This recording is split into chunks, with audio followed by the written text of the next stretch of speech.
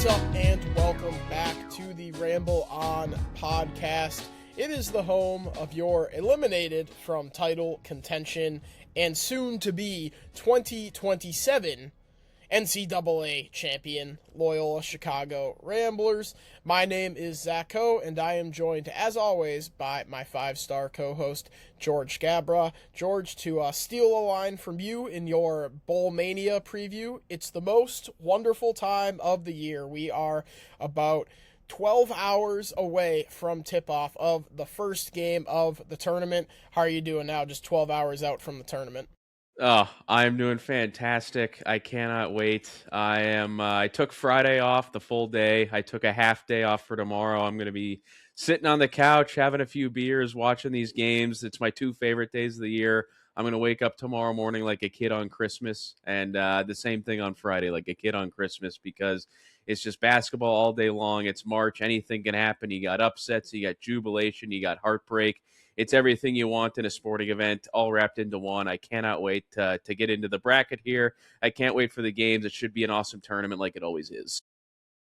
Yeah, and obviously we're coming off of Conference Championship Week where it was filled with storylines, and I know we're going to get into this bracket here shortly. I just want to get your thought on this take that I cooked up over the last week. And I can't take full credit for it because I believe it's also West Pine Bills from A10 Twitter, Billikens fan. He said that conference tournament week is better than the tournament, and I think I've come around to that line of thinking. It's just there's constantly games on. My work schedule worked out that I had 4 days off in a row in the middle of the week in exchange for some weekends, and I pretty much just woke up, went to the gym, and then spent 14 straight hours watching basketball, doing fuck all. And to me, I feel like that was way more entertaining, like not to discredit anything that's going to happen in the next couple days and over the course of the next month in the tournament, but I just think with so many more games, like I'm a volume shooter. With so many games, I think it was just a little bit more entertaining. Yeah, I've definitely come around to that line of thinking. I'm not there yet. I still think that the tournament, especially these first 2 days and this first weekend, are the top, take the top spot. They're the top dog in terms of any sporting event. I mean, I love college football, and this even tops a college football Saturday for me, this Thursday and Friday. So conference championship is great. You've got a ton of games going from the morning until late at night. I mean, that Mountain West game the other night, I think it tipped off at 11 p.m. It was in a Hawaii style tip-off that late, and that's a lot of fun. But once you get into this tournament, the big dance, and it's just do or die, whether you're Duke, whether you're Siena, whether you're Prairie View A&M, shout out to the Panthers who had a big win tonight. It just, anything can happen, and you never know what's going to happen. You're one loss away from going home. Every game is win or go home, and it takes six to cut the nets and win a title. So I've definitely come more around to that line of thinking, but the big dance still is my top pick here. Nothing beats it for me still. It's me, Coach. Jeez, I don't know what that was. Reels just popped up on my phone, but yeah, I still think the top. Occasionally I'll go back and there's the bulk of the Kansas State game from the 2018 run, and it hits the March Madness music and then pans back to, I forget who the commentators were, but it's like, we're here as Loyola Chicago, the Ramblers, the Cinderella taking on Kansas State. Yeah, or is it? It might be Nevada. I think it's Brian Anderson. Nevada? I believe it's Brian Anderson, who is one of the best guys to do it, and he's calling it this year again. So just the whole thing, the pageantry, the music, the ba-da-da-da-da-da-da-da-da-da. I'm going to be listening to that on a loop during when I'm working tomorrow morning before the first game tips off. So I cannot wait, man. It's going to be a lot of fun. Yeah, it's the Nevada game. I just found it, actually. I'm not going to play it to Towns spare for us three. The copyright. Yes, sir. So I thought, just a quick aside, I thought I absolutely cooked on a TikTok comment the other day. The person was like, name a forgotten March Madness hero. I'll start Marcus Towns. So I knew it immediately off the bat. I did the whole thing. Custer, crossover, kicks it, Towns for three. Yes, sir. Yep. And I thought I cooked, and it just got no likes. Yeah. Well, obviously not real Loyola or Marcus Towns fans because not real ball knowers. Yeah, exactly. Yeah. Yeah, which you're no friend of mine if you don't know that call. But yeah, I was at the gym the other day and I played the March Madness music on a loop for an hour, and I was just gonna listen to it once. It was during it was after what we played Wednesday, so it was Thursday when I was at the gym, and I like fully talked myself into us running the table before that heartbreak. Yeah.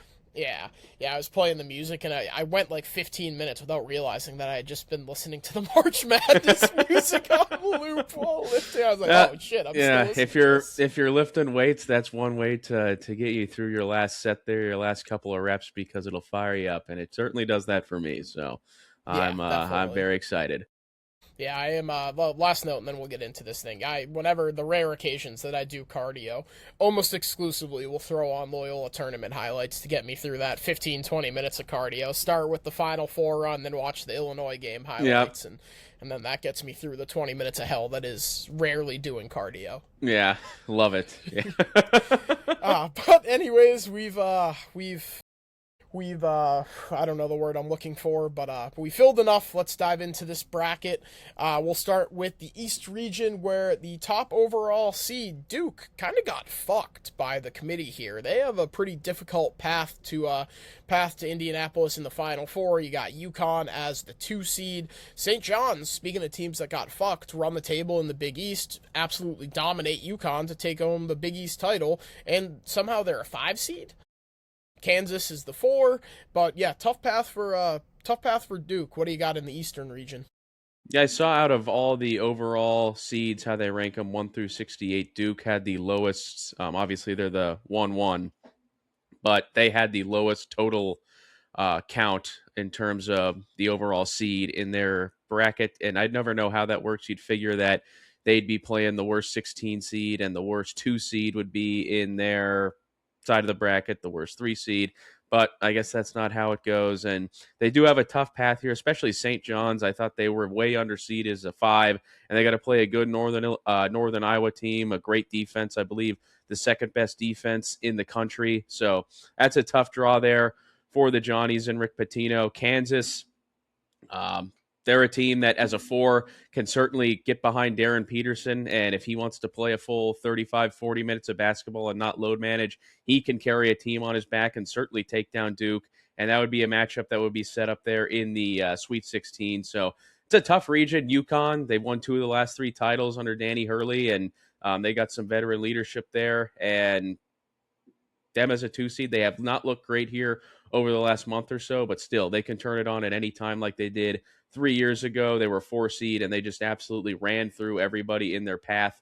I don't know if it is. Yeah, I believe it is. I believe UConn has covered 14 straight tournament games. They covered all 12 games when they won back-to-back titles, and then they covered against Oklahoma last year. I remember because I had Oklahoma. They covered that game, and even though they lost to Florida, yeah, they were in that game. Then they were looked like they were going to win that game late, and they just kind of got Walter Clayton Jr. at the end, which happened to many teams there down the stretch in last year's tournament, and they lost. But they did cover, so UConn's always scary, and Duke's certainly the favorite.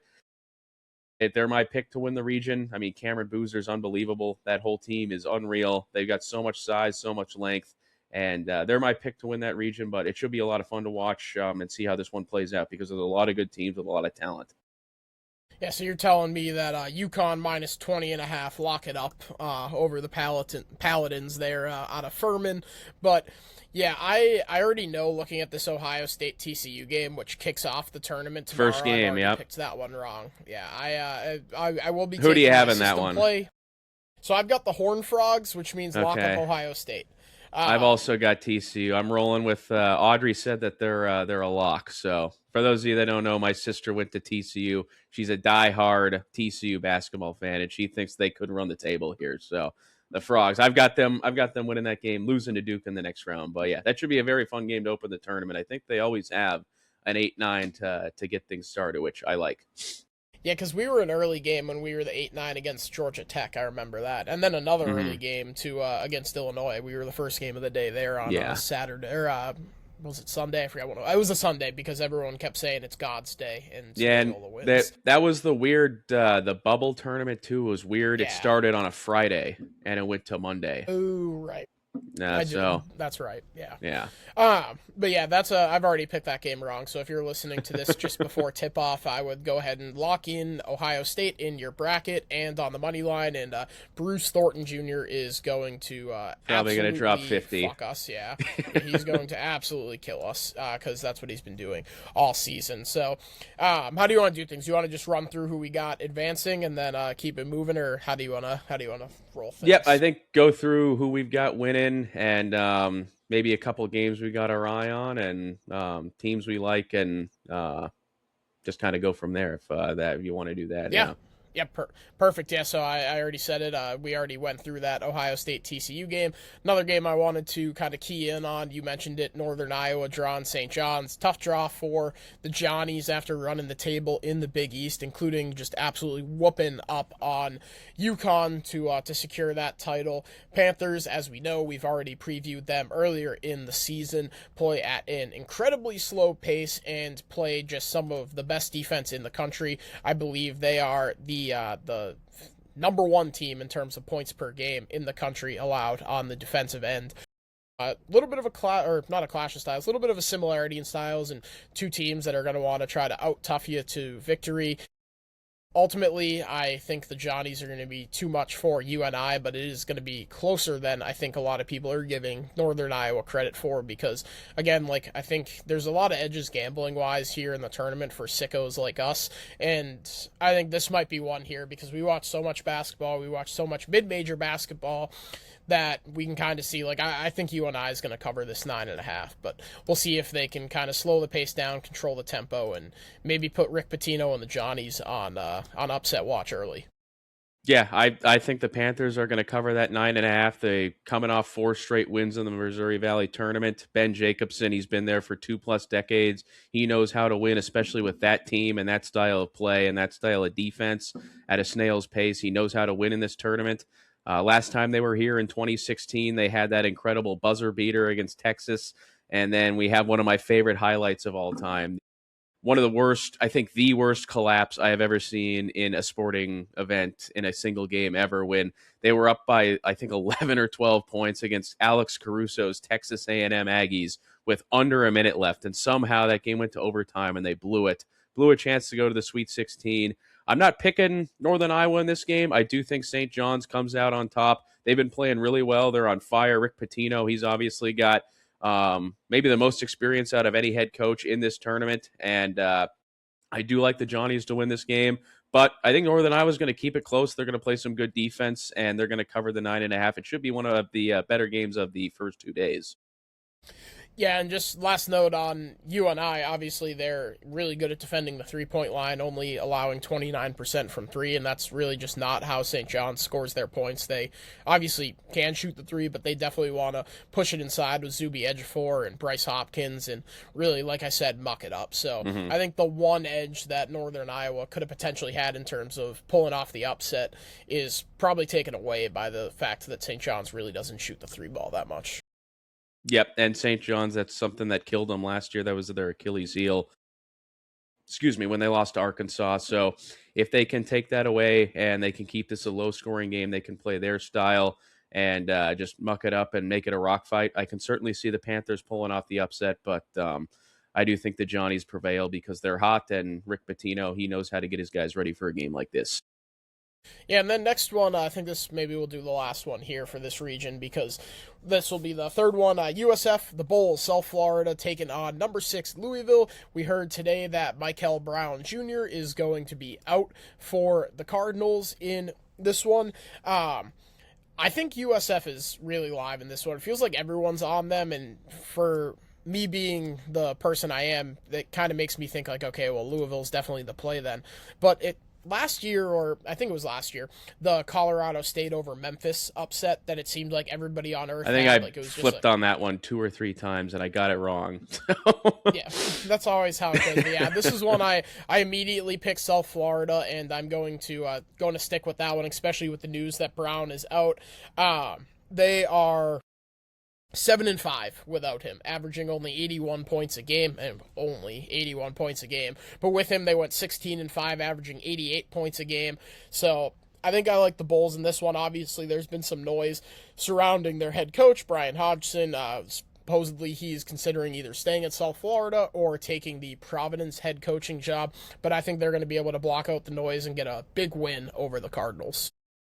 Funny enough, I also have the Bulls here. I've got them winning this game and advancing to the next round, the round of 32, and I've also got Michigan State beating North Dakota State to set up that matchup. But really good year for the Bulls. This is a team that we saw a couple times over the last couple of seasons, and this is far and away the best year that they have had in quite some time.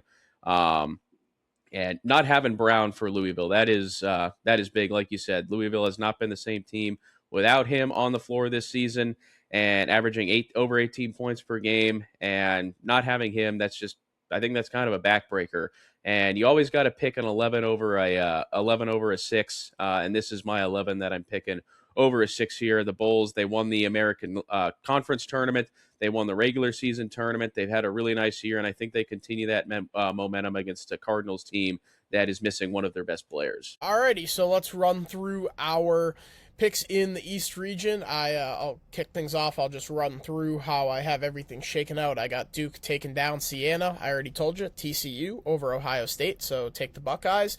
Got St. John's over Northern Iowa, Kansas over Cal Baptist, South Florida over Louisville, Michigan taking down North Dakota State, UCLA outlasting the Knights of UCF in the 7-10 matchup, and UConn over Furman. I'll jump ahead to the Elite Eight, where I have Duke and Michigan State facing off for the East Region title, where I have, that's right, Izzo Magic once again in his final year at the helm of the Spartans. Tom Izzo taking Sparty to the Final Four. Well, what does John Rothstein always say? January, February, Izzo, April. It is his last year. That's a really good Spartans team that's played one of the toughest schedules in the country. I like that pick. And, Zach, I got to be honest, with your history involved with Michigan State, especially the basketball team, I'm surprised to see that pick from you. But maybe they'll do you good here with Izzo on his way out, retiring, and he can maybe retire on his way out with a Final Four appearance in his last year. But I would take the Bison on the money line. That's what I would do if I were everyone listening. For me, I have the exact same picks as you in the first round games. The only difference that I have here is UCF taking down UCLA. The Bruins have been really good since Mick Cronin lost his mind in that game against Michigan State after the game. Are you yelling at me?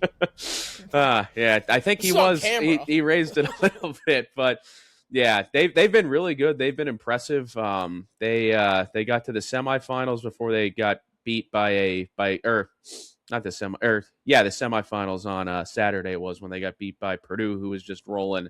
It looks like Bilodeau and Dent are going to play, but even with them a little hobbled, I'm taking UCF. They played in the best conference in college basketball this year, so I do like UCF to pull the upset there, especially with UCLA being a little down and UCLA not being good away outside of the Pacific time zone. And I believe this game is in the Eastern time zone, so I'm taking the Knights there. And then I have the same Elite Eight matchup, Duke versus Michigan State. But I'm going with the Dukies here to get to the Final Four for a second straight year under John Shire. And in my opinion, the best player in the country in Cameron Indoor Boozer.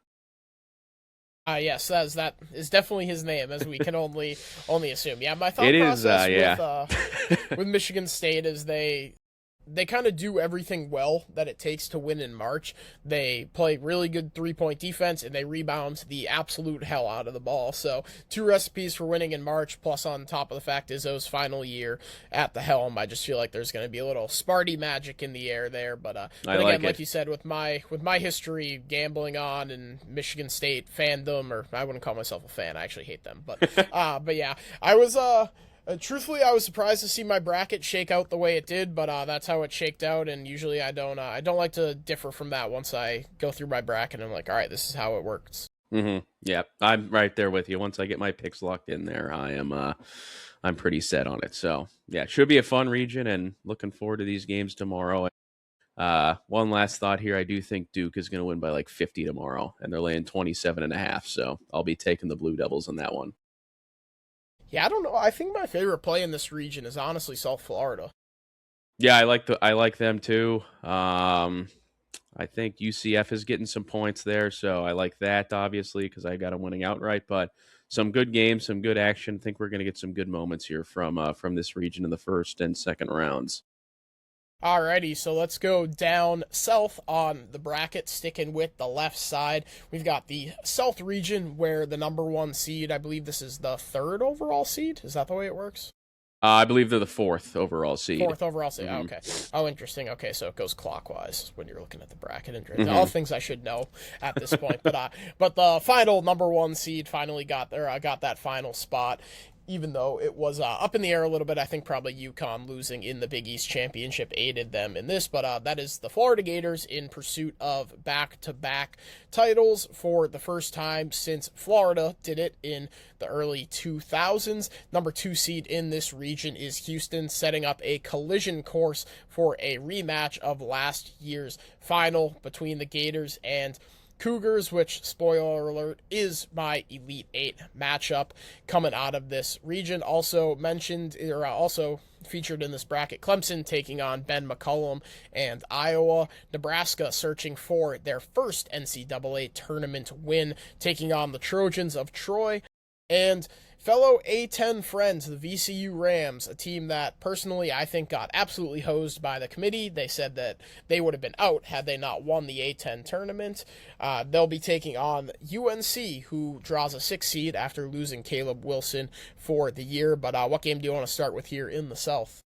I got my eyes on that Iowa Clemson game. I think the 8-9 game always draws my attention because it's usually two teams that are very even in skill, and this is a team that's led by Ben McCollum and Bennett Sturts. I've got Iowa winning this game, and I think they might roll over Clemson. Clemson team who got dismantled by Duke last Friday night. I don't know what it is about Clemson, but I'm just never a big fan of them. I know they almost got to the Final Four 2 years ago. They lost in Los Angeles, I believe, in the Elite Eight to Alabama. But I've just never been a big Clemson guy.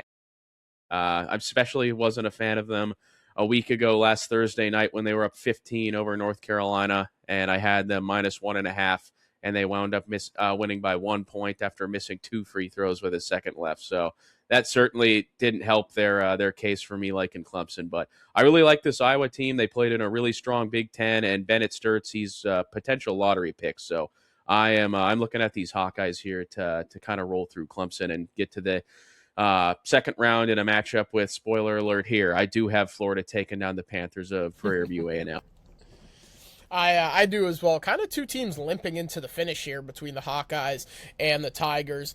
Iowa finished the season dropping 6 of their last 8 games. Clemson suffered a major injury with their starting center, Carter Welling, tearing his ACL, ending his season during one of their ACC tournament matchups. So, two teams that are not playing their best basketball at the time that you want, which obviously is going to be a detriment to both. I mean, I think they're both kind of in a situation where they're set up to fail, taking on the Gators in the second round. But I'm with you. I like the Hawkeyes. Ben McCollum, he just knows what it takes to win. I was really going to try to slow the pace down, make you play their type of game. Obviously, we know they play a really suffocating style of defense. And like I said, I think in March, winners win. And Ben McCollum, at every school and every level he's been at, he's done exactly that. He's won with Bennett Sturts. So I'm rolling with the Hawkeyes here. But again, I think it's all for naught, as both of these teams probably get absolutely rolled by Florida. Yep, I agree. Sturts, he unbelievable. This guy was playing Division II 2 years ago right now, and now he's averaging 20 points per game. He's one of the best players in the country, and I know what big NBA fans we are, and we're excited to see where he lands in the NBA. But credit to him for getting from a no-name in Division II to a potential lottery pick here, and from what I've heard, a pretty certain first rounder. So the kid's unbelievable. He can score with the best of them in the country, and I especially with that injury for Clemson, I like Iowa here to kind of put it on the Tigers. Yeah, I just want to. I don't have too much on this game, but I do want to pop down one spot in the games. Talk about Vanderbilt versus McNeese.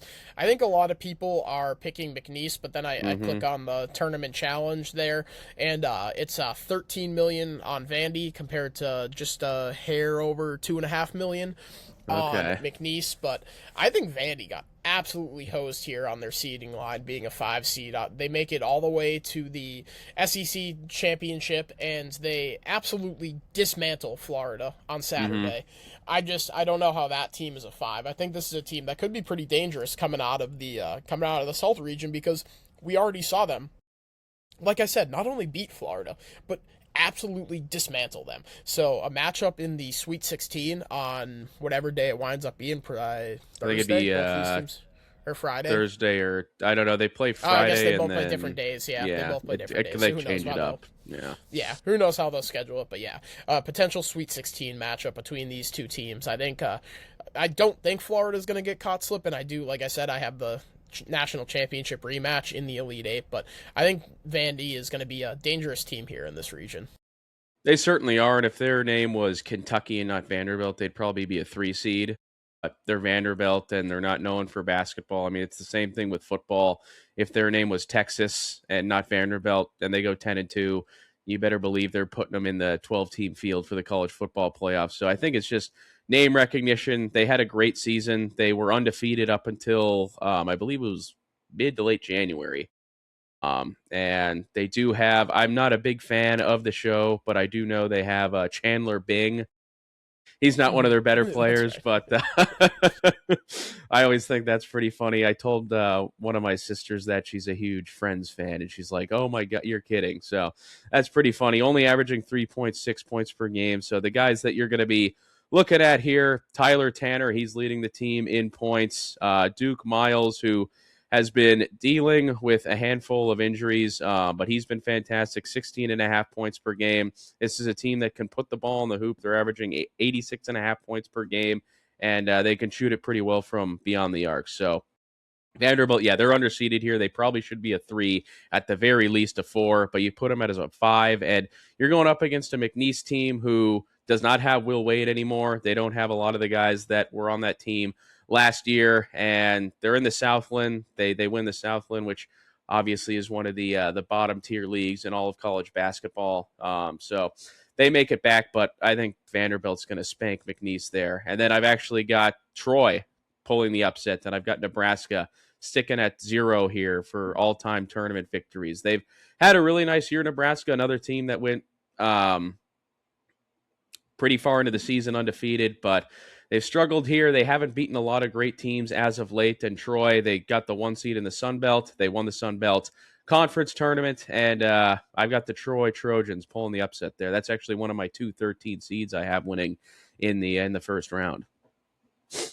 So just quickly, because I do want to touch on this VCU North Carolina game while we're still on this region. You're never going to believe this. I also have the Trojans knocking off Nebraska. All right. While they sticking them at 0 in terms of NCAA tournament wins in program history. I know John Rothstein, real quick. I know John Rothstein's probably rooting for the Trojans as well, because he put out a tweet. I think it was in December when Nebraska was rolling. He said he would go to Lincoln and go to a bar and put all the drinks on his credit card at a bar for an hour. So I'm guessing that he's probably rooting for Troy. But sorry, go ahead. I've been big on it, and it's not anything revolutionary, because I think that it cropped up last year with McNeese after everyone took them. Who was it in 24 that they lost to? I don't remember in 20. They beat Clemson last year. I remember. Yeah, they beat Clemson. Put like 40 points on the board.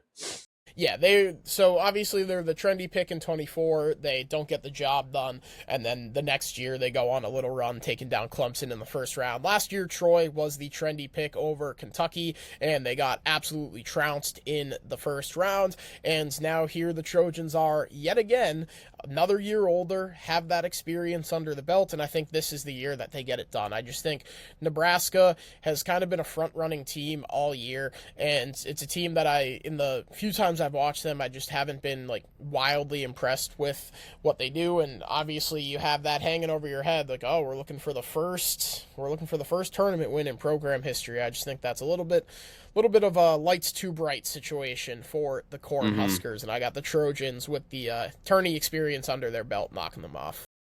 Yep, I've got the same there. I also have Virginia Commonwealth, the Rams, who they should have been in the tournament no matter what. The A-10 disrespect, we can get into that on a different episode here, but just the A-10 disrespect if they didn't win the A-10 tournament not being in, I think that's ridiculous. I think they're going to beat North Carolina like a drum when they play, especially North Carolina without Caleb Wilson. And you and I both have the same viewpoint and the same thoughts on Hubert Davis as a head coach. We are not big fans. And I think that North Carolina, they got lucky to get into the tournament last year. They don't have their best player. VCU has been great all season long. They're running hot. They just won the A-10 tournament on Sunday. I think they keep that going here, and they get a big win. Yeah, they've won 17 of their last 18. The Rams have coming into this tournament. So talk about playing your best basketball at the right time, and that is precisely what the Rams are doing here. So yeah, I've got them advancing past the Caleb Wilson-less North Carolina in what should be the end of the Hubert Davis era for the Tar Heels on Chapel Hill, but I don't know that a change is coming there anytime soon. It should be because, again, I think you got lucky with a Final Four in your first year, and you got a good bit of job security there, but yeah. Mm-hmm. Yeah, no, any other games you wanna? Yeah, I don't. I was just gonna say, yeah, I think North Carolina is gonna lose that. I got Virginia Commonwealth, VCU winning that game. I like St. Mary's against Texas A&M. I obviously like Houston against the Vandals of Idaho. Penn, great story. Fran McCaffrey going back there in his first season. I like Illinois in that one. I guess I can just run through my whole thing now. VCU, I just said. I do like Troy, Vanderbilt, obviously. Iowa, like I said, I like over Clemson. And Florida, I've got them taking down Prairie View A&M. And then in the Elite Eight, I have Florida taking down Illinois. I've got Illinois beating Houston. And I think that's big for Florida because I do have Florida taking down Illinois. And that game is going to be at the Toyota Center in Houston. So Florida's the 1 seed, would not have the home court advantage, obviously, because that game would be in Houston at that Rockets Arena. So I'm picking Florida to win this region. I'm hoping they play Illinois.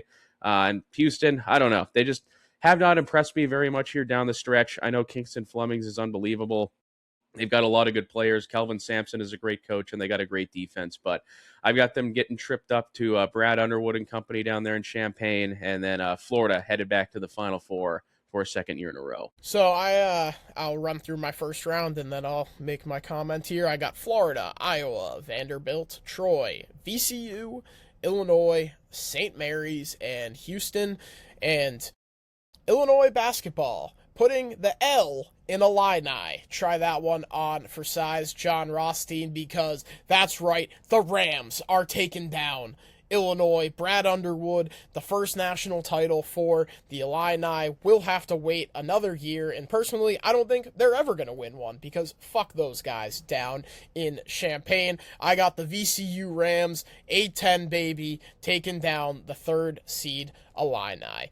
From there on, I got Houston moving on, and I got Florida beating Vanderbilt in the Sweet 16. I said it, I have a national championship rematch in the Elite 8, where you said it, that game is going to be played in Houston, so a definite home court advantage for Kelvin Sampson and company, and I think Kelvin gets his lick back and takes down the defending national champions and moves on to the Final Four. I like it. Yeah, Houston, they were this close. They had that unbelievable comeback against Duke in the Final Four, and then they were beating Florida most of that game. They had the ball, the final possession. I forget who had it. I think it was Sharp, had the ball late, that he got caught in the air, tried to throw it on the ground, and they lost that game in heartbreaking fashion. So Houston, they can certainly win this region. They were pretty damn close to being a 1 seed. They just had that stretch there where they lost 3 games in a row. If they didn't do that, they'd be the 1 seed in this region, and Florida would be the 2. And if they do get to that game and they're playing Florida, like you said, and like I said, it'd be at home. So I like that pick. I don't know. I'm not on Houston this year. I picked them 2 years ago to win the whole thing. I think I had them in the Final Four last year, and I've got them losing in the Sweet 16 this year, but can certainly see them winning the bracket, and they certainly have the easiest path in terms of playing against the other opposing 1 seed. Yeah, absolutely. So we'll keep things moving. We'll head out west to the region where Arizona is the number 2 overall seed. I don't know how they're not the number 1 overall seed with the injuries that Duke is dealing with, which I guess we kind of whistled past the graveyard when talking about them. I mean, obviously it's not going to affect them. Again, Siena being without Caleb Foster and I forget his first name, Nagambo, down low. But yeah, I think Arizona has proven that they should be the number 1 overall seed here. They win the Big 12, which is obviously a much better conference this year and several years in the past now than the ACC. So personally, that's one change I would have made. It's kind of nitpicking at this point when you're talking about the number 1 overall seed and the number 2 overall seed. Obviously, these teams are both absolutely nasty. But yeah, headed by Arizona, number 1 seed. The number 9 seed, Utah State. I think the Mountain West disrespect was out in full force there with Utah State. I think they got absolutely hosed being a 9. The number 2 seed, Purdue. The conference tournaments do matter because I think Purdue was probably looking at like a 4 or a 5 heading into the Big Ten tournament, and guess what? They run the table, they take down Michigan, and all of a sudden they're looking at a 2 line. Gonzaga is the 3, and Arkansas, coming hot off of an SEC title, is the 4. Any games you want to highlight here in this region? I don't know. Well, first off, 2, we got to do fins up. That guy is electric and it caught on, and unfortunately they're going to lose by 50 to Arizona, but hell of a year for the Sharks out there in Long Island, and shout out to those guys. Those guys are awesome. I do every time I hear them, I can't help but hear Pick Dundee, our guy over on the college experience, the fucking Long Island Sharks, and that and the fins up. Those are 2 of my vocal tics currently. I love the fucking Long Island Sharks. Yeah, can't do it as good as him, but yeah, those guys are great. Go ahead. I don't have a game really. I mean, there's some games, I mean, we've talked about all the 8-9 games. That game kind of catches my attention. Maybe BYU, Texas, because Texas, they escaped last night. I think we were texting, and we both agree that BYU and AJ Debonsa, if he's on, they might win that game by a lot. Yeah, and I mean, he's going to have to be on to carry BYU into this tournament, and even then it really hasn't necessarily been enough for them to sustain success after the injury of to Richie Saunders. So it's him and Robert Wright kind of carrying the load. And even I want to say it was against Texas Tech, that game where we it was a game that they were getting blown out, and they just kept Debonsta into to stat pad a little bit. He had the ball in his hands on every single possession. It was just going to the rack in a game that was way over. The old Bam Adebayo strategy. Yeah, exactly. And I got to disagree with you. I don't think Cameron Boozer is the number 1 player in the country. I think it's Brockton's own AJ Debonsa. All the different ways he can score, he's a little bit more lethal from 3 than Boozer, and I think he's also a little bit more athletic. To me, he's the surefire number 1 overall pick, and that's not just bias because he's from the town next to me. I really like his style of play. I was all over the Celtics trying to tank this year when Tatum went down to get Debonsa. Obviously, they're gonna win the finals, and they're doing the opposite of tanking. yeah, exactly. They're peaking at the right time with Tatum back, but yeah, I think AJ Debonsa is the best player in the country, and I think he's going to show that on the national stage tomorrow. The fact that this line is only 2.5 does have me a little bit worried, but I think BYU is going to beat the absolute dog shit out of Texas. Yeah, I agree. I'm big on BYU here. About I'd say 2 months ago, I was saying it was Darren Peterson. How can you not take this guy number 1? Now I'd probably take him 3rd or 4th or maybe even 5th now, just with all the questions around his load management and all that. And I'm right there. Yeah, I'm right there with you. I would take Debonsa number 1. I mean, the guy's averaging over 25 points per game in 40-minute games in college. He's just an athletic freak. He's unbelievable. He's the kind of guy where on any given night, I mean, it sucks that Saunders went down, because if he didn't go down, BYU, I think they'd have a chance to get to the Final Four. And they still have a chance to get to the Final Four just because DeBonsa is that good, but it's going to be hard for him to carry the load in 4 straight games to get to Indianapolis. I mean, that's a lot to ask of a true freshman. I don't know if he's 18 or 19 years old, but an 18 or 19-year-old kid to do that and put it all on his shoulders, certainly possible. He is that talented, but to do it that many times and on the big stage like that, I just don't see it. But I do have them winning this game against Texas, because I don't think Texas is that good. They went like 18-14 in on the regular season. The SEC was not nearly what it was last year, and somehow they still have the SEC bias. So I'm not a Texas guy. I'm not a Sean Miller guy. The least Sean Miller could have done last night when we were losing money on NC State was wear his white suit undershirt, take the suit jacket off, and look like I know we've talked about this, but I always just think it's funny. It looks like he just got out of the pool with how much he used to sweat in those games. So I'm not a big Sean Miller guy. I don't think he's that great of a coach. Tommy Lloyd has done a fantastic job here in this region, same region. I don't think they're going to rematch, because I think Texas is going to lose tomorrow night. I think they're going to lose badly. Miller, that whole team, overrated. And while it is too bad that BYU has dealt with some injuries, DeBonsa is going to carry this team on his back tomorrow night. I think they win by 10 plus. Yeah, one game I don't have any analysis on. It's just kind of a gut feeling, but I went with the Rainbow Warriors over Arkansas, fading the SEC champs.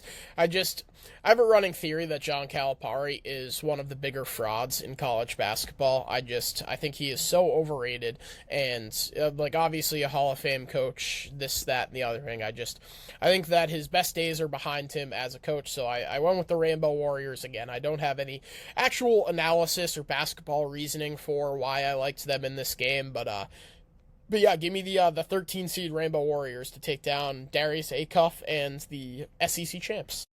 I would say I like it, but this is a spoiler alert as well. I've got the Hogs going to the Final Four. Coming off the SEC title, they're hot. They've got a guy who I would take over Darren Peterson. He's one of the 4 guys I'd take over him, and Darius Acuff Jr. This kid is just phenomenal. He's averaging 23 points per game. One thing that I did hear about Hawaii, I watched a couple of their games this year, but it's like late Saturday night. I'm half asleep, and it's the 11 p.m. tip or whatever it is. And I didn't notice this when I was watching, but I heard it on a different show I was listening to. Apparently, they do not switch on defense, and it has worked very well for them. So they play man, and they stay on their guy. They don't do any switching. And I don't know how well that is going to work against a guy like Acuff, who is just so much more talented than every player on that Rainbow Warriors team. So I think that could cause them problems. They might have to switch, something that they're not used to. So, and I don't think it's going to matter one way or the other. Acuff, I think he's going to lead that team to victory. Trayvon Brazil has been fantastic for them as well. Malik Thomas, another great freshman guard that Calipari got. So I like Arkansas big in that game. And like I said, I've got them going all the way to Indianapolis to the Final Four, just because I think Acuff is a guy who isn't as talented as DeBonsa, but he's right there, and he's got a much better team surrounding him. Yeah, so counterpoint. Hawaii's got a guy whose nickname is Big Fish. Big Fish Johnson. Big Fish Johnson. That is a sweet nickname. You're fading a guy named Big Fish. I don't think so. I don't know. Big Fish, I'm sorry. That's an awesome nickname, Big Fish, but I'm going against you in that game. I've got Arkansas winning that one. I'm sorry, Big Fish. Very cool nickname, but unfortunately not cool enough for me to pick you guys taking down the Hogs. Yeah, like I said, that was just a gut feeling. It kind of fits my narrative that I hate Calipari. So yeah, I went with the Rainbow Warriors to have them lose to Wisconsin. Last game I wanted to touch on in this, I think it's the most boring region of them all. I've got Arizona running the table in this one. Missouri just gets to play a home game. at the Enterprise Center in St. Louis, taking on the 7 seed Miami. Missouri coming in at a 1.5-point dog right now. This is a team I've really liked as an underdog, and to me, the reason I'm all over Missouri here is one key win. They both played Florida. Florida absolutely dismantled Miami, and Mizzou got a win against the Gators. So that's a big one for me. And then on top of that, I just think that Mizzou is a much more battle-tested team than Miami. They have wins over Kentucky. They have a win over Vanderbilt. They have a win over Tennessee. I like Mizzou as an underdog, and the fact that they get to play a home game too. I think that's going to be a little too much for the Hurricanes to overcome. Yeah, I also have Missouri there. I've taken them a lot this year, and it has not worked out particularly well. But the fact that they're playing there in St. Louis, they're going to have a big home crowd advantage. Miami, I don't know. They were so bad last year, and just one hell of a turnaround here. A nice 180 for them, and to get back to the tournament after missing the ACC tournament just a season ago. Hats off to them, and I don't know who their coach is, but hats off to him. Jay Lucas, right? I couldn't tell you. I should know this, but I don't. I believe so. Let me take a look right now. But yeah, I just think Missouri having that home crowd is going to be big. Mark Mitchell is a guy who, and Mark Mitchell, he's a guy who, big guy down low, 6'9". Nice. He's averaging over 18 points per game. I think he's going to be too much for Miami to handle down low. So I also have the Tigers winning this game before losing to Purdue eventually in the next round. Any other games you want to touch on here? Do you want to just quickly run through the first round and then? That's everything that caught my eye. I'd say this is probably the most boring region, which is a good thing for Arizona, even though that's like I said, that's not who I'm picking. But yeah. Alrighty, yeah, let's just run through our first round matchups here. I've got Arizona advancing past the fucking Long Island Sharks. Fins Up is a great story. It's awesome that I have to assume this is Long Island's first tournament berth, but I don't know. I think they made it in 2018, I heard. Oh, okay. Yeah. Okay, well, either way, great story. Long Island Sharks, Fins Up. That's how programs get started. That's how programs get off the ground, is by having fans like the Fins Up guy there to stream Fins Up and then put his hands above his head like a shark fin. But yeah, unfortunately, they're a 16 seed and they're going to get destroyed by Arizona. I've got Utah State, the Aggies, over Villanova. I've got Wisconsin taking down a really trendy 12 seed in High Point. I've got, like I said, the Rainbow Warriors taking down Arkansas, BYU beating the brakes off of Texas, Gonzaga getting past the Owls. Who gives a hoot? The Owls do. Mizzou, I've got taken down Miami, and Purdue, I've got beaten the Royals from Queens. In my Elite Eight here, I've got Arizona taking down Gonzaga. Well, again, I think we are just one pick off. I've got Arkansas instead of Hawaii, but yeah, Arizona over Long Island. Long Island, great story coming out of one of our favorite conferences. I say that jokingly, obviously a conference that our Loyola Ramblers went 0-2 against this year, the NEC. But I got Arizona winning that game. I got Utah State underseeded, taking down Villanova. Wisconsin over High Point. Yeah, you said it, High Point. Very trendy 5 seed, but Wisconsin's been really good this year. They beat Michigan in Ann Arbor. I don't see High Point winning that game. I forget the guy's name. They said he's the next Jack Golke. I'm not buying it. So I've got that's the same guy. I got to get his name, but he took 4 2-pointers this year and he missed all of them. he took like over 100. He made like over 80 or 93s. So I don't think it'll matter. I got Wisconsin winning that game. Arkansas taking down the Rainbow Warriors. BYU over Texas. Gonzaga over Kennesaw State. Mizzou taking down Miami, and Purdue, a team that I said a couple weeks ago I was going to pick against in the first round. I'm not doing that anymore. They look great in that Big Ten tournament. They dominated that second half on Sunday against Michigan. Matt Painter, I don't see him losing to Queens in that game. I've got them headed all the way to the Elite Eight behind that veteran backcourt with Fletcher Lawyer and Braden Smith. And I've got them losing to Arkansas, like I said earlier. I like Arkansas. I think Darius Acuff is that dude.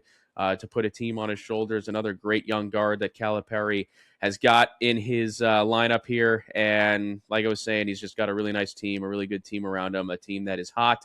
Coming off the SEC title, I've got them headed to Indianapolis to spoil Purdue and their homecoming there, headed back to Indy to cap off the season. All right, moving on to the final region, that is the Midwest. 1 seed Michigan, they'll be taking on Howard in the first round. 2 seed Iowa State, 7 seed Kentucky. The worst round of 32 matchup of all time, the Fraud Bowl, as I am dubbing it, if both teams advance. That is Tennessee and Virginia coming in at the 3 and 6 seed. And another A10 team, the Billikens, St. Louis, I think got absolutely hosed on their seed line once again. So the A10, they love to hose A10 teams. Right, yeah, getting the 9, taking on Georgia, a team that I think they are going to absolutely destroy. I haven't seen anything from this Georgia team that makes me think that they should be an 8 team or an 8 seed. So yeah, I got the Billikens in that one, and then Texas Tech, who has been one of my favorite teams all year. Obviously dealing with the injury to JT Toppin. We were going to touch on the glass courts during conference tournament week. I hated them. You hated them. I didn't think it was worthy of a conversation where we could just both tell each other exactly when talking about the court. But looks like they avoided complete catastrophe heading into the tournament, as both Christian Anderson and Lawan Watts are going to play after slipping and hurting themselves in that Big 12 tournament. Where do you want to start here with the Midwest? You want to start with our boys, or I guess not our boys because we hate them, but our team that is shared conference with us. That was the team that's going to get us some units. Yeah. The team that's going to get us some units. Yeah, I think we're both heavy on the Billikens there. Yeah, we want to start there. Yeah, let's dive in there. Obviously, Robbie Avila not at 100%, and clearly was not at 100% in that A10 tournament to me, as he continues to nurse, I believe it's a knee injury for Avila, the ugliest man in America, as you like to call him. But yeah, like I said, this Georgia team just hasn't been super impressive to me in the few games that I have watched them. I just don't know how they're sitting on the 8 line here, and I think this is going to be a repeat of last year for Georgia, where they got just absolutely destroyed by Gonzaga. I think they were down like 28-3. Yeah, I think they were down like, it was like the game. I remember I put a few units on Gonzaga in that game, and yeah, I had them as well in that one. Yeah, then like I think I went to the bathroom and it was 10-0, and then 5 minutes later it's like, okay, I don't like to put games in the fridge that early, but that was one I was like, okay, that I can pretty much count that one a win. Yeah, and I mean, for St. Louis here, I've seen a lot of people advocating for Georgia here say that the size and athleticism on Georgia is going to create fits for Avila inside, but that's really not how he plays. I mean, when Loyola played them at St. Louis, we heard Drew Valentine specifically say that their game plan was trying to get Avila to play in the low post, because that's not where he plays. Like, he's a big man, obviously, but he likes to take his jumpers from the field. He's not really working offensively down low, really. So I don't really think that's going to be a problem. And then obviously offensively, we saw firsthand just how explosive this St. Louis offense can be. You're right in it. It's a 5-point game, and then you blink and then you're down 20. It's just, it happens that quickly. They have some of the best 3-point shooters in the country, guys that are just hitting absolutely ridiculous shots in Ishmael Sharma and Trey Green. I think this is a year of destiny for the Billikens. Yeah, I also, like you said, I love St. Louis in this game. The over-under in this game is 169.5. 2 fantastic offenses, both averaging in the high 80s. St. Louis is shooting 40.1% from the 3-point line. I believe that is the second best mark in the entire country. Avila's 41.6. Trey Green, 45.7. Dion Brown, 40.4. You got 3 guys, your 3 top scorers, all shooting above 40% from beyond the arc. That is a recipe for success, especially in a tournament like this. And they've got a lot of guys who can put the ball in the basket. It's not just one guy. Obviously, Avila is the star of this team, the guy that everybody talks about when you talk about the Billikens.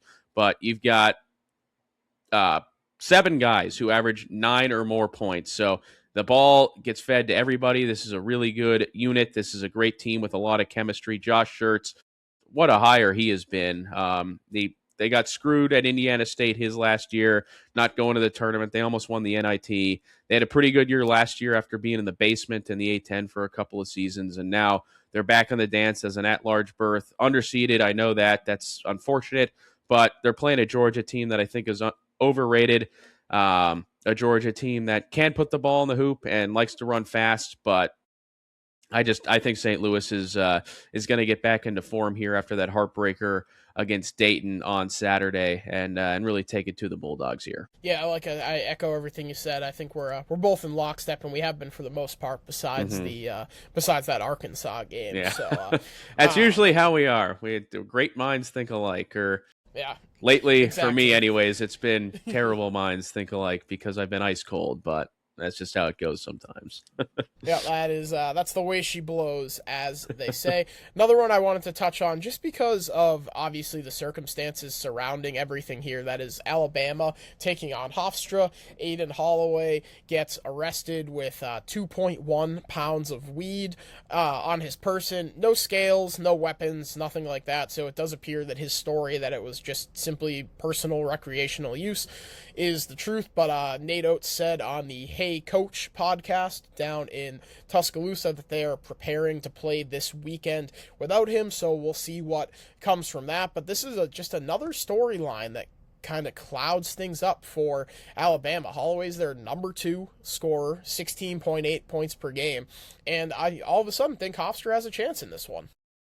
Yeah, the Pride, they had a very nice year. This is their first time in the tournament in over 2 decades. Hofstra, I have them beating Alabama here. So I do too. Yeah, I've got Hofstra taking down Alabama. LeBaron Philon, he's been fantastic for this Crimson Tide team all year long. This is one of the best offenses in the country.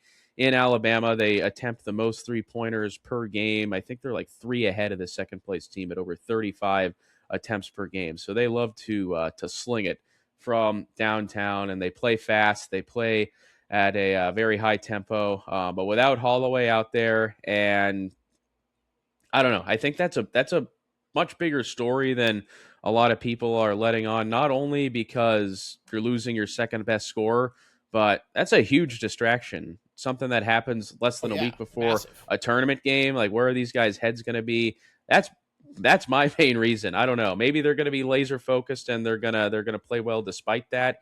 But they've done that. Now that I'm thinking about it, they have done that this year with the whole Charles Bediako thing when he was playing, and then the judge said that he couldn't play, and he's no longer on the team, and then they rattle off like 6 or 7 games in a row right after that. So maybe I'm wrong here. This is a little bit of a different situation, though. And he's their second best player.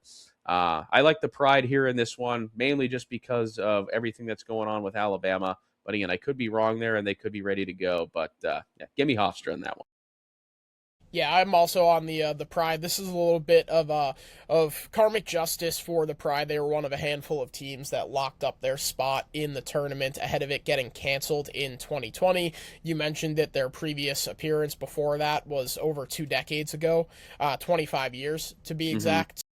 So good on them for finally getting back and breaking through after getting robbed of a tourney appearance thanks to a pandemic.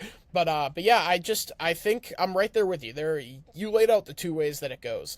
Alabama is either going to be able to unite under this yet again, like they did with the Bediako situation, and lock in and get the job done, or they're going to falter and get tripped up by a Pride team that they're definitely better than. To me, I think this is way more serious than Bediako. This is a guy who's been with you for the entire season. First of all, an integral part of your offense, your second leading scorer. Bediako was just more of obviously he wasn't a role player because he was their starting center when he was there, but I just think this is a much more crucial part of your team, and to be able to have to rework your entire offense and game plan around losing a guy like this with 4 days to go until your first tournament game is going to be way more of a distraction than losing Bediako. So I see them getting tripped up here and falling way earlier than I think a lot of people have them. Yep, I agree with you. Speedy Claxton, former Pride player himself back in the late 90s, just done a heck of a job. And you could tell when they won that Colonial Athletic Association title in the championship game, just how emotional he was. And that was super cool to see. So very cool to see that. You know that his players love playing for him, and they've got some guys who can really score. Cruz Davis, Preston Edmond, they're averaging 20 and 16 points per game respectively. So I just think Hofstra, they're going to be ready to go. While I don't think Alabama will be ready to go, and that's one of my three big upsets here. And then I don't know if you have anything more to add on that game. No, I don't have anything But else. I know we touched on this game a little earlier. I guess that's my big upset. I've got 2-13s and Hofstra and Troy winning, which we talked about earlier with Troy over Nebraska. And my other big one is Akron over Texas Tech. I know Texas Tech has been unbelievable even without JT Toppin. And if they had Toppin, I think I might be picking them to go to the Final Four because he is so good. He averaged 22 points per game, 11 rebounds per game. And even without them, I thought they were done when he tore his ACL. They win that game against Arizona, then they lose in Tempe to Arizona State, then they lose him for the year with the ACL injury. But Christian Anderson, Lawan Watts, like you said, looks like they're good to go, and they've been really good. I don't know. I'm picking against them. I said this about a month ago when that injury happened. I said I was going to be picking them against them to not get out of the first weekend, and I'm not picking them to get out of the first game. Akron, despite Miami, Ohio, they looked impressive tonight. I know we started recording when that game was finishing up, and they wound up beating SMU by a pretty handily margin. But Akron, just talent-wise, I think, and the odds said this last week, they have the most talent out of that conference, a MAC conference, which I think gets a little disrespected. So give me the Zips there in that game over Texas Tech. That's one of my three big upsets there. And two of my big upset teams, Hofstra and Akron, meeting in the round of 32. Yeah, this is one that has just gotten too trendy for me to get there with it. Obviously, when you lose a piece like Toppin, it makes things a hell of a lot more difficult for your team. This is a guy who was, I believe, on pace to be one of the finalists for Player of the Year, the best player in the conference. But I still think that this Texas Tech team is just way too much offensively for Akron to overcome. It feels like everyone is just kind of writing off Texas Tech because of this injury, but their three-point shooting is just absolutely ridiculous between Anderson and Donovan Atwell, who I think is going to go absolutely off in this tournament game. Like, obviously Toppin was a big part of things, and I echo what you said in that I think Texas Tech is a team that I think could have had Final Four or even national championship upside with Toppin, but I still think that their talent is going to be enough to overcome the Zips, and I think that, like I said, it's just one that everyone has been on, and I can't get behind something that is this popular when I've seen Texas Tech perform incredibly well, even without Toppin. I mean, obviously they end up laying a complete egg in the second half of that game against Iowa State, but for the most part of that first half, they were absolutely taking it to Iowa State in that Big 12 tournament quarterfinal.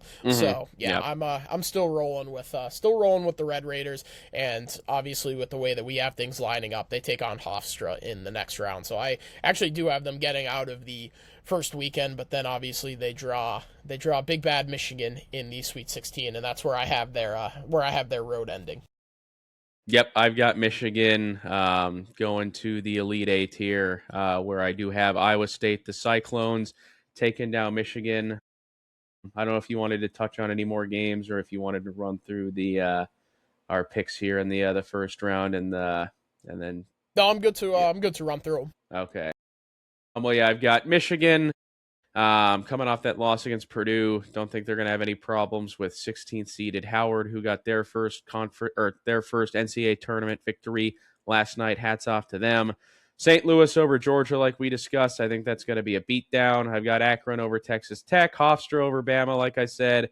I had Tennessee ending Miami, Ohio's magical season. Virginia over Wright State, even though I think Virginia overseeded. Wright State is nothing to write home about. And this game, I can guarantee you Kentucky's going to win because I'm taking Santa Clara. So this is already one that's marked wrong. Denzel Aberdeen and Ortega Away are going to make me pay once again here in this one. But I do have the Broncos, a team that we beat early on in the season. Somehow it got an at-large bid. Somehow that quad 4 loss didn't tank them totally. I've got the Broncos winning that game. And then I got Iowa State over Tennessee State. Iowa State all the way to the Elite Eight to face a Michigan team who has been really good. They have not been as dominant as of late, and for that reason, I don't know. TJ Otzelberger, he's done a really nice job. They've been a high seed the last several seasons, and I just think this is the year that the Cyclones finally break through and get to the Final Four. Yeah, so I have everything the same as you in my first round with the lone difference of Texas Tech over Akron. I'll just run through it again. Michigan, St. Louis, Texas Tech, Hofstra, Tennessee, Virginia, Santa Clara, and Iowa State. I also have the same Elite Eight matchup as you, and I also have Iowa State breaking through, finally going against my list that I've been compiling, watching throughout the season of teams that are going nowhere in March. I have two teams that I put on that list actually going to my Final Four in Houston and Iowa State. And spoiler alert, that's my championship matchup. Two teams, quote, two teams that are going nowhere in March, according to a list I've been compiling, but that's the way my bracket shook out. Like I said, once I go through things, I don't really like to tweak, because every time I tweak, I'll find myself tweaking things until 12:14 tomorrow afternoon. So once I do it, I just do it. I take my time doing it, but however it shakes out, that's how it shakes out. But yeah, I've got Iowa State finally breaking through. I just think that this team, they can obviously fill it up from deep with Milan Momcilovic, the number one three-point shooter in the country by percentage. Yeah, I just think that it's been a long time coming for the Cyclones, and they finally break through and get it done, meaning my Final Four is Arizona, Iowa State, Michigan, and Houston, and I already teased it. I got Houston, Iowa State in the championship. Yep, for my Final Four, I've got Florida taking on Duke. Those are the 2 1 seeds I have. And on the other side of the bracket, I have Arkansas taking on Iowa State. And for me, I think Florida-Duke has potential, if that game happens, to be an all-time classic game. Florida, they're the team that I have talked about a lot here, just on TikTok and all that over the last month or so. They're the team I really like. They were on fire until they lost that game to Vanderbilt. That kind of made me a little hesitant, but I don't know. I like Florida to win that game against Duke in the Final Four there, if that is what happens, and I am right. That front court is just so unbelievably good. You got Thomas Houck, 17 points per game, Alex Condon, 15 points per game, Ruben Chenyulu, 11 points per game and 11.5 rebounds per game. It's a group who was a huge factor, maybe not the biggest factor because Walter Clayton Jr. was on the team last year and he was spectacular. But those three guys have a ton of experience in this tournament.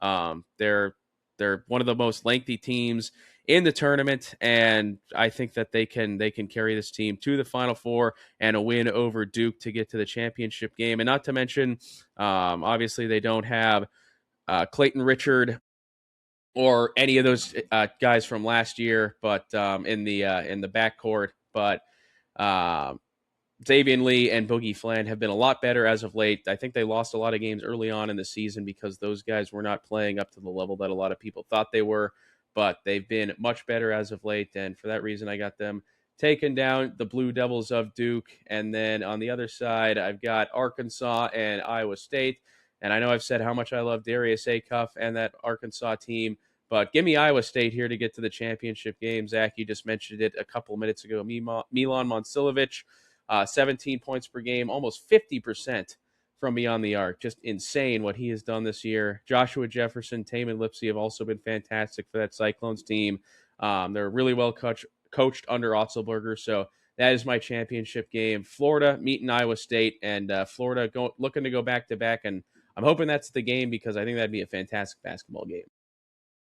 Yeah, so I've got Houston. To me, the real championship game is being played in my Elite Eight between Florida and Houston. I think whoever comes out of that one is going to go on to be the national champion. If Florida does come out on top of that one, I think rebounding is going to be the big edge in that one. Florida, the number one rebounding team in the country, grabbing 45.4 boards a game, which is just absolutely ridiculous. Three boards higher than the next closest team, which is still Florida. Houston all the way down at, well, all the way, relatively speaking, at 113. So I think if that is how they fall, then that's going to be the difference there. But ultimately, I have Kelvin Sampson finally getting that elusive ring. One of the best coaches in college basketball for quite some time now, and obviously walk-in Hall of Famer. He could retire tomorrow and go down as one of the all-time greats. But that elusive ring is the one thing really missing from his trophy cabinet, and I think he finally cuts down the nets and gets the natty that has eluded him for quite some time. I like it. Yeah, Houston, like we were saying earlier, they certainly got as good of a chance as any team in this field to cut down the nets. Also, I just brain cramp a couple minutes ago. I was talking about Florida. I think I said Clayton Richard, which I think is a former Cubs pitcher. I meant Walter Clayton Jr. My apologies on that. Walter Clayton Jr., who was just unbelievable last year. He hit that 3 against Texas Tech. Can't believe I brain cramped on that, but that's beside the point. That was last year. This is this year. And Florida, Iowa State. And I've got the Gators cutting down the nets here once again. I think you could probably glean that from how much I was talking them up in the just a couple of minutes ago. But again, I really like that front court. Todd Golden, experienced coach in this tournament, knows how to win these games late and when the pressure is the highest and when it's nervous time at the Forum. He knows what plays to call, what to do, what to dial up. And like I said, the guys on the court, the front court, have all that experience. The length, I think, is going to be a huge advantage. I know Duke has a lot of length too. And Patrick Ngungba, he should be back by then if they do get there. And it looks like he's going to be good to go sooner than that. But again, I don't know, something about this Florida team. They've kind of swept me away here this last month. And I think they're going back to back for the first time since they did it under Billy Donovan with Joakim Noah, Corey Brewer, and that whole bunch in 07 and 08. Oh, Al Horford, sorry, and Al Horford. But chomp, give me the Gators here. I think they're cutting down the nets and going back to back. I like it. Like I said, I think the Houston Florida game is going to be the national champion. It should be a good one. Yeah, that one. Yeah, I don't like how that game would be in Houston when Florida's the one seed. If anything, it should be in. They should move that game to the Swamp because they're the one seed. Just all right, everybody, we're going to Gainesville. I bet Houston would be pumped about that, and the venue that's going to get all the money, and I bet they get some money too because they'll definitely be the host team. I would imagine there on the in the corner of the court where it says hosted by whoever. It's definitely Houston. So I don't know how. Or maybe I assume there's some sort Texas of A&M Corpus Christi. It could be them, but that's the Islanders. Yeah. I know they're pretty close to Houston. I doubt it. It'll be Houston.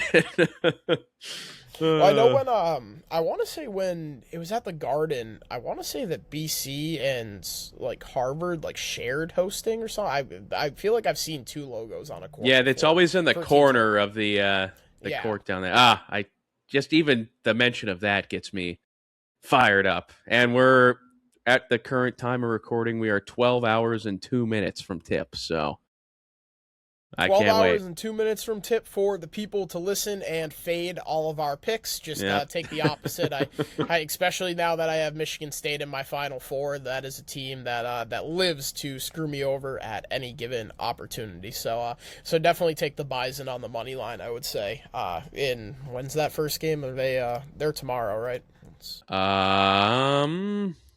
I'm not sure on them. Yeah, they're tomorrow, 4:05 Eastern. Okay, Bison money line, lock it up. I think the last time North Dakota State was in the tournament, they played. They might have been in since then, but I know South Dakota State's dominated the Summit League as of late, and North Dakota State they were in it in 2019, and that was the year that they played as a 16. They played the Zion Duke team, and I don't think it went very well for them. Yeesh, that is a tough draw there. But anyways, I don't have too many more thoughts. So again, now 12 hours from tip. Looking forward to watching these games. You have any closing thoughts here, George? Yeah, I mean, if you're listening to this, you're a huge college basketball fan, and we appreciate it. And enjoy the games tomorrow, enjoy the games Friday, enjoy the games this weekend, because this weekend only comes around once every 52 weeks. So I know I'm going to enjoy it, and yeah, have fun watching these games, win a little money, and hopefully your bracket does well. Echo all those same sentiments. Thank you for tuning in. We'll be back with a in-depth breakdown of what we see in some of these games and a preview of the Sweet 16 at some point before those games tip off next Thursday. Enjoy the first weekend of the tournament because, as I open the podcast with, it is the most wonderful time of the year. Thank you so much for tuning in, and we'll see you next week with the Sweet 16 preview.